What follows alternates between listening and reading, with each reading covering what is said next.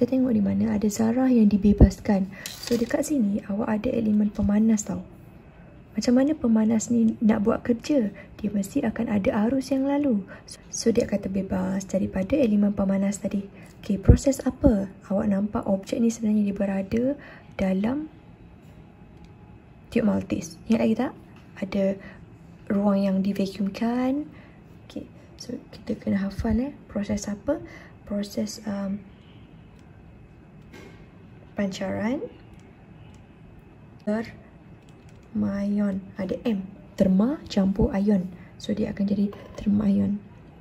Ada orang sebut termion, sama je lah.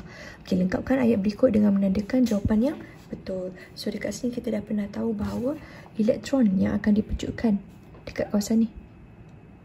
Ni adalah semua elektron. Okay, so dia adalah charge negatif. Tandakan. Apakah yang akan berlaku jika bekalan kuasa ditingkatkan? So sekarang ni, kalau bekalan kuasa ditingkatkan, so soalan tanya apa berlaku kepada bilangan charge elektron tu? So akan kata bilangan charge juga akan bertambah. So akan kata bertambah lah. Awak ada hal laju yang tinggi, of course, elektron tu. So dia tanya, namakan pancaran. Apakah pancaran tersebut? Awak akan kata pancaran sinar katot. Dia tak tanya proses kan, dia tanya pancaran. Pancaran tu dia mesti starting dengan perkataan sinar.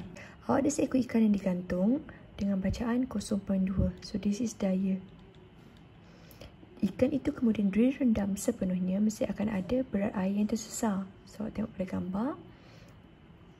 Diperhatikan bahawa air yang tersesar itu menjadi berkurang kepada 0.1 Newton. So dia ada splash lah. Kalau awak terjun dalam kolam, ada splash air keluar. Itulah air yang tersesar. Awak patah balik kepada formula. So, akan kata dia sejenis daya sebenarnya sebab dia baca dalam Newton, tapi sejenis daya graviti yang bertindak. Okay, tengok pada formula itu balik, dia ada objek dekat sini.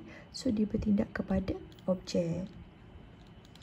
Graviti ni awak dah mention kat sini. Sudah settle. Apakah perbezaan antara bacaan 4.1 dan 4.2? Awak just tolak sebab mula-mula dia dapat 0.2 kemudian dia dapat 0.1, betul? So perbezaannya ialah 0.1, jangan lupa unit Newton. Apakah nama daya? Daya apungan. Tadi saya dah bagi tahu dia ada splash, betul? So kalau awak terjunkan awak punya objek tu, so kalau dia 0.2, so bila dia ada splash 0.1 bermakna ini kita panggil berat air tersesar. Hubung kaitkan dengan berat air. So akan kata dia tak boleh semakin untuk hubung kait tajuk daya apungan sama dengan berat air tersesar. Awak tak boleh buat semakin sebab dia merupakan satu formula. So awak akan kata daya apungan salin balik penuh, daya apungan yang sebelah kiri bersamaan dengan berat air yang tersesar. Jangan buat semakin. Okey. Sekarang pengiraan, hitungkan isi padu yang disesarkan. Alright, kita tahu formula daya yang melibatkan isi padu ialah Rho G V. So akan masukkan nilai, jadikan V itu sorang-sorang. So V sama dengan darab pindah jadi bahagi. So awak punya V ialah ambil balik nilai daya tadi, bahagi dengan ketumpatan dan gravity. So you are given ketumpatan here. So masukkan 1000, masukkan gravity, awak akan dapat 1.0 10 kuasa negatif 5 unit, jangan lupa diisi padu meter cube. Okay, untuk D, apakah yang berlaku pada bacaan? Maksudnya daya itu. Sekiranya ikan itu direndam sepenuhnya, dia makin dalam. So akan kata berkurang. So dia akan tanya sebab. Confirm dia akan tanya sebab. So akan kata daya apungan akan bertambah. Macam mana? Alasan kenapa saya kata bertambah? Kata kunci soalan ini dia sebut tentang air laut.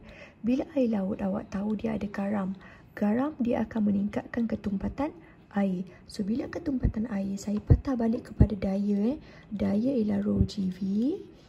So bila Rho itu bertambah, hubungan dia dengan daya akan bertambah. Soalan nombor 3 dia adalah melibatkan nuklear.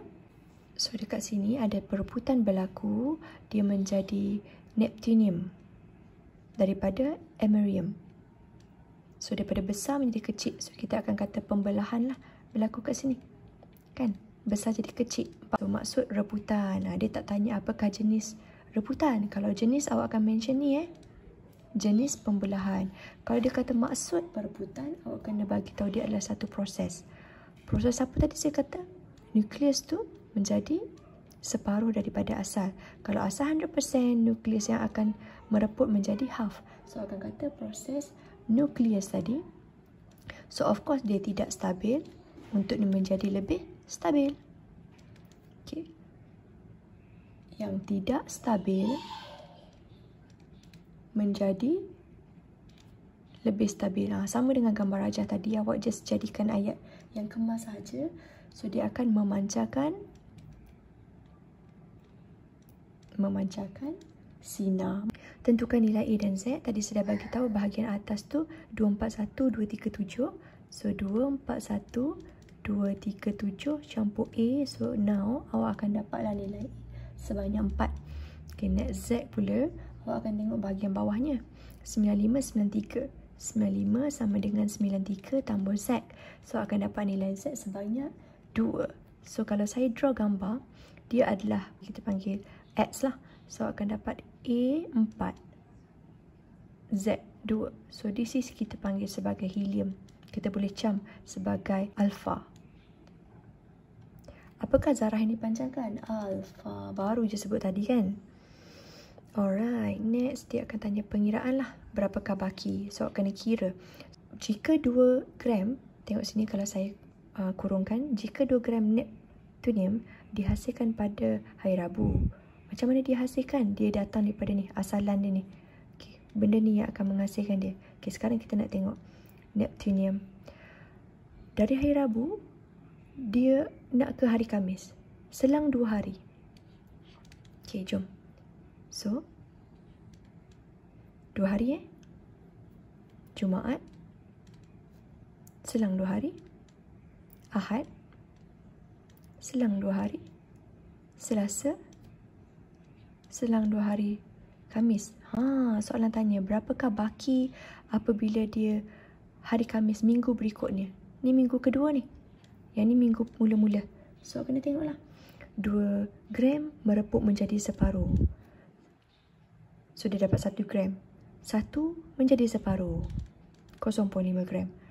Separuh menjadi lagi separuh. Awak tekan kalkulator 0.5 bahagi 2. Awak akan dapat 0.25. Next awak tekan lagi sekali, awak akan dapat 0.125. Inilah nilai dia selepas hari Khamis. Okay. Pada hari Khamis, I'm so sorry. Tanda soal ni padam. Ditanya pada hari Khamis. So inilah jawapan awak. So dia tanya baki kan. So awak kena ambil nilai tersebut dalam unit gram. 0.125. Awak ada tenaga kinetik melawan frekuensi. Pintasan X ialah frekuensi ambang. Dia dah sebut dah ni. Frekuensi ambang berada dekat pintasan X. Ni adalah awak punya X. Dia memintas di X. Pintasan Y adalah negatif fungsi kerja. Bermakna frekuensi kerja ni sini. Kawasan negatif ni. Ni frekuensi fungsi kerja untuk P.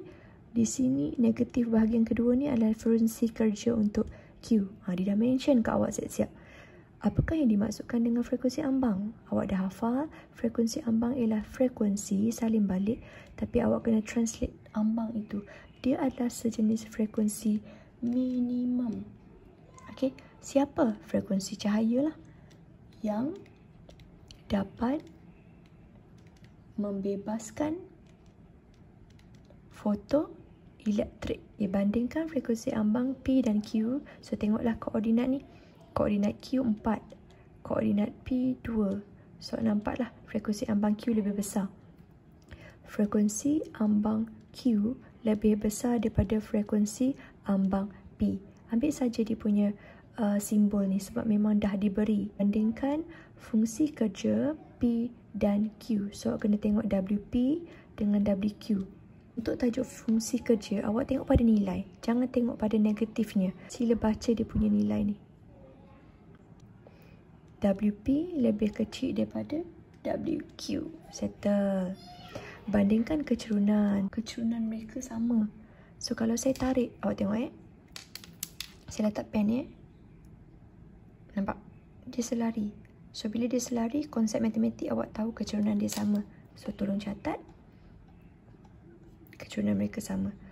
Pengkaitkan frekuensi ambang dengan fungsi kerja. So, awak tengoklah koordinat tadi. Betul? So, bila koordinat dekat sini, frekuensi ambang. Dekat sini adalah awak punya fungsi kerja. Betul? W. So, akan nampaklah W dengan F0. Semakin hubungan dengan semakin item pertama frekuensi ambang.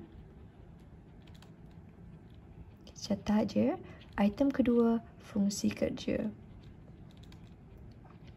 So, since dia berkadar terus, sama-sama naik, so akan kata semakin tinggi, semakin tinggi. Awak nak semakin rendah pun boleh, tak ada masalah. Jika kecerunan graf, awak ada simbol M, awak ada simbol W. So, dekat sini dia suruh awak buat persamaan lah. Setengah MV kuasa 2 ini adalah tenaga kinetik. Andai kata hal laju yang saya guna tenaga hal laju maksimum, bermakna K awak adalah K maksimum. Okay. HF sama dengan W campur tenaga kinetik maksima. Ini yang awak kena buat. Namun dia nak awak relatekan dengan kecerunan. So, awak nak relatekan kecerunan senang saja. Awak jadikan K tu pindah. Okay, katakanlah saya pindah K tu W campur K sama dengan HF. Sebab awak relatekan M tu dengan formula ni. Tengok cara saya tengok nombor 8 ni. Saya ambil ruang yang besar Okey. Kecerunan ialah tadi kita nampak K. F bermakna paksi Y per paksi X. So, kita akan dapat kecerunan. Betul? So, untuk dapat kecerunan ni, awak kena tengoklah sini. Okey. W dengan F. Awak jadikan sebelah sana, awak akan dapat H. Di mana K ni, kalau dia duduk sebelah bawah, dia adalah pada paksi Y ni, negatif, dia adalah sejenis fungsi kerja. Dan F ini, kalau saya relate, dia adalah frekuensi ambang dekat sini. So, bila ada fungsi kerja dengan frekuensi ambang, automatik kecerunan awak melambangkan pemalar Planck. So, akan wujudnya ini. Okay. K sama dengan MF tolak W. Okey, untuk mencari kecerunan graf untuk Q, awak kena tengok kecerunan Q tu. Okey. Okay, katakanlah saya ambil titik X1, Y1 untuk kecerunan Q tu. Dan di sini X2, Y2. Okey, di bahagian pertama, katakanlah saya ambil pada paksi Y 0, negatif 1.8. Sini. Yang kedua saya ambil dekat sini. Katakan saya ambil dekat 5 ni. So, akan nampaklah koordinat dia adalah koordinat 5, 0.2. 5, 0.2. 0, negatif 1.8. Okay, this is paksi Y. This is paksi X. Okay, paksi Y awak, EV 10 kuasa 14 Hz. Okay, namun demikian, awak kena alert. Awak diberi 1 EV. 1 EV bersamaan dengan 1.6 10 negatif 19. Awak punya kecerunan mesti dalam bentuk Joule. Joule per paksi X. So, bererti awak punya koordinat Y yang awak nak tolak ni mesti darab dengan ini. Mesti dijadikan Joule. So, kalau saya padam unit ni, so mesti awak kena darab dengan 1.6 10 negatif 10 kuasa. Betul lah, 10 kuasa negatif 19. Dan unit awak akan dapat Joule. Ni baru betul. So, at the end of the day, awak punya kecerunan akan dapat Joule. Hertz duduk bawah. Hertz yang duduk bawah sama maksud dengan saat tolak 1. So, bila dia naik atas, dia akan dapat Joule saat. Okay. Y2 tolak Y1, tengok pada awak punya ni, Y2 tolak Y1, 0.2 tolak negatif 1.8, so dia akan jadi tambah 1.8. X2 tolak X1, 5 tolak 0. So awak tekan kalkulator, ni 1.8 awak tekan kalkulator, nanti awak akan dapat 6.10 kuasa negatif 34. Ingat kena tukar joule tu, barulah dapat kecurunan dalam joule saat. Okey.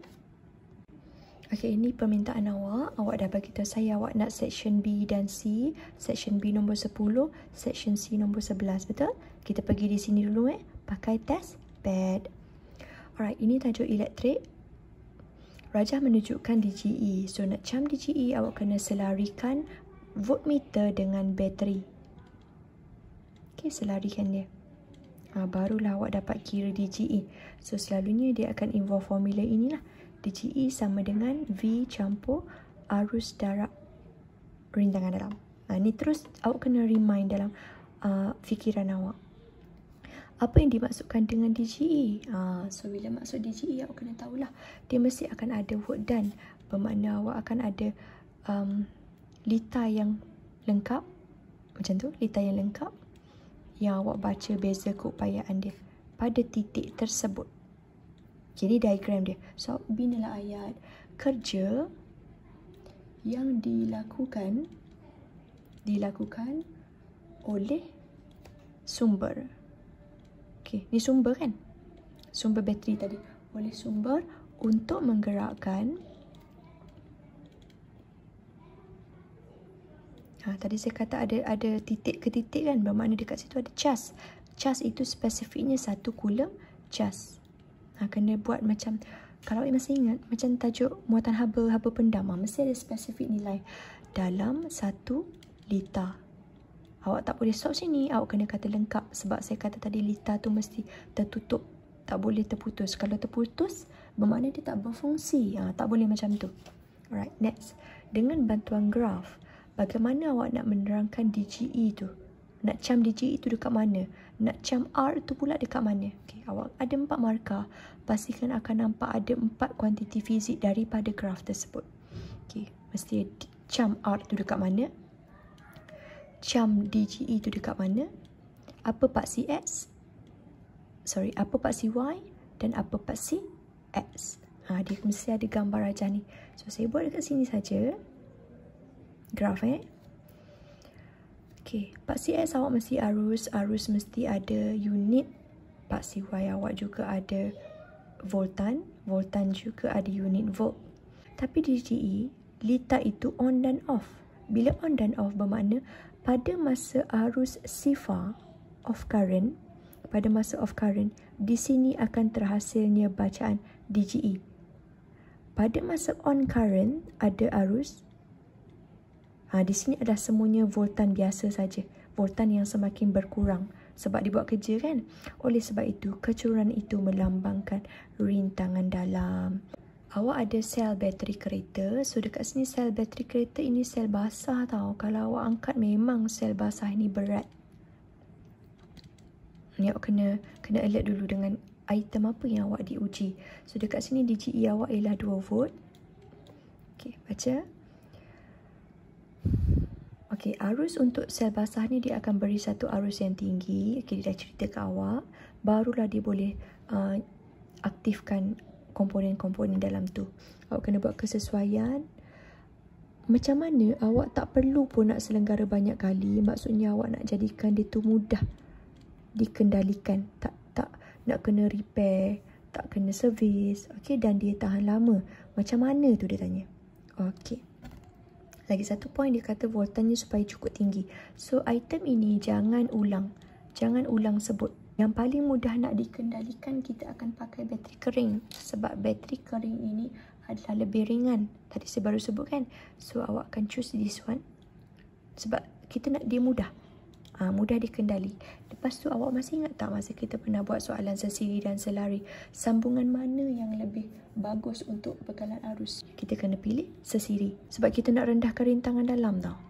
Bila voltan yang besar, dekat sini dia guna perkataan voltan besar tau. voltan cukup tinggi. So, saya tak nak awak ulang perkataan voltan sebab dia dah mention. So, tukar perkataan lain. V sama dengan IR. So, V dengan I tu hubungan dia berkadar terus. So, kita gunakan perkataan I. Okey, kita tak nak dia cepat karat. Oksida ni maksudnya dia ada relate dengan karat. So, kalau boleh kita nak karat yang rendah. So, setakat ni saya nampak inilah X. Sebab awak punya tenaga yang akan terhasil kepada kereta awak tu, okay, power yang akan terhasil itu adalah power yang besar. Kuasa dia tak cakap kan? So, boleh cakap lah kuasa besar. Bila kuasa besar, kehilangan kuasa yang membazir seperti haba ataupun bunyi bising, tu hilang kuasa sebenarnya. Kita tak nak benda tu berlaku. Kita nak kuasa tu besar. Barulah cekap. Okey, kenapa kita pakai bateri yang kering? Sebab kita kata kita nak mudah dikendalikan. Mudah untuk dikendalikan. Dia tak berat, dia ringan je. Okey, kenapa nak sesiri juga untuk supply kuasa yang besar?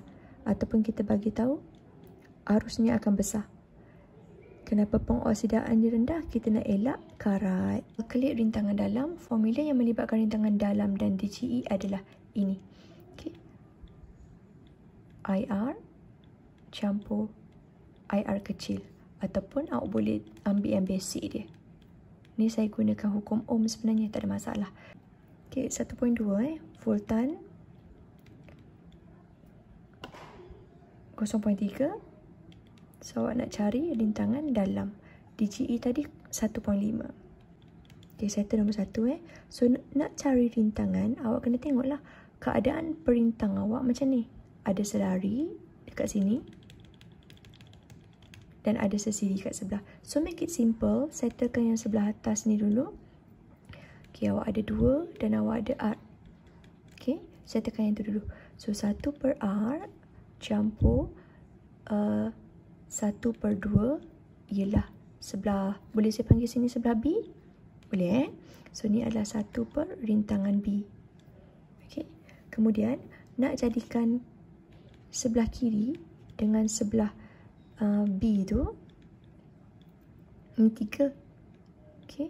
So, dekat sini rintangan sebelah sana tu mesti di switch lah, mesti diterbalikkan. Barulah awak dapat nilai rintangan. Okay, saya pegang dulu sekejap. Saya pegang dulu. Saya nak cari V sama dengan IR. Nak cari R total dulu. Dah 1.2 apabila arus yang supply 0.3. So, dekat sini rintangan total saya memang saya tahulah 4 ohm. Awak kena tambahkan. Okay, saya pergi Awak kena tambahkan antara 3 ni dengan rintangan kanan. Okay, rintangan kanan yang ni. Di mana awak kena songsangkan bacaan. Awak kena tekan kalkulator songsang. So, dekat sini awak akan dapat 1/2 campur, salin balik yang ni. 1/R. Dia adalah jumlah rintangan total. So, rintangan total awak adalah 4. 3 tambah 1/2 campur 1/R. R songsang. Sebab awak memang fungsi dia kena terbalik, betul tak? So, 3 pindah sana dapat 1. 1/2 tambah 1/R. Mesti disongsangkan. So, katakanlah saya songsangkan 1. 1 saya songsangkan. So, dia still akan dapat 1. So, akan dapat, kalau saya padamkan, dia akan jadi macam ni je. Dia akan jadi macam ni je. So, at the end of the day, awak akan dapat 1/R. 1 tambah pindah sana. So, dia akan dapat setengah. 1/R ialah setengah. Oleh sebab itu, R songsang dia akan dapat 2 unit, jangan lupa.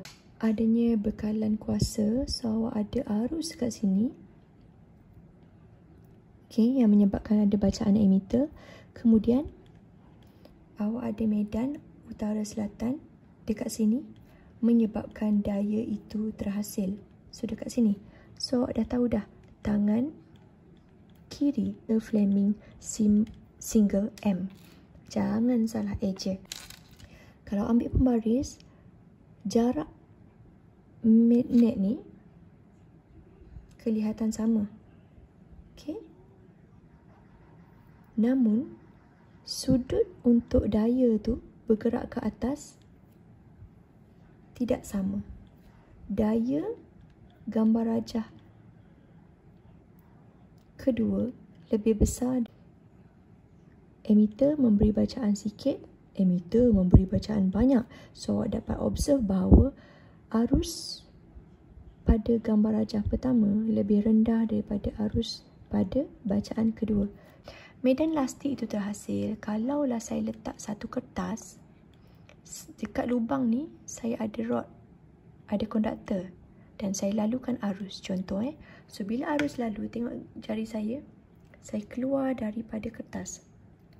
Nampak ni? Ibu jari ni. Saya keluar daripada kertas. So, bila dia keluar daripada kertas, arus itu lalu ke atas. Dan tengok saya punya ni. Okay, bila dia lalu macam ni, bermakna medan magnet awak itu begini. Lawan jam. Okay, kes kedua, andai kata saya kata ada satu lagi rod atau satu lagi konduktor, saya lalukan dekat sini. Tembus kertas ni.